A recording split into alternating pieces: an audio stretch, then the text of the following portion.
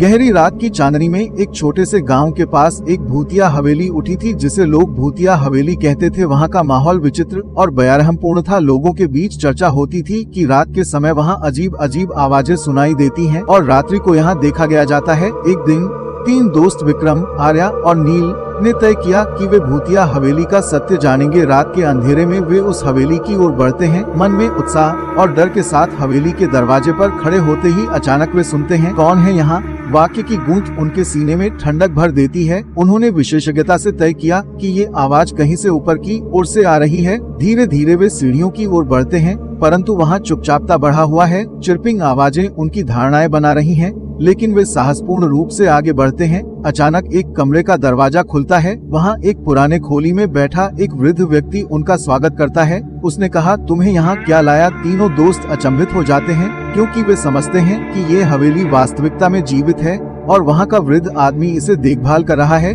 ये हवेली नहीं भूतिया थी, बल्कि वहाँ का एक आत्मीय व्यक्ति था, जिसने वहाँ अकेले ही अपने अंत से जीवन बिता रखा था। तीनों ने समझा कि डर अक्सर हमें असलियत से दूर ले जाता है और यहाँ का रहस्यमय माहौल केवल उनकी भ्रमित धारणाओं का परिणाम था। हवेली की आवाज गर्जन में एक नया सच छुपा हुआ था, जो उन्हें अज्ञात सच्चाई की ओर ले जाता था।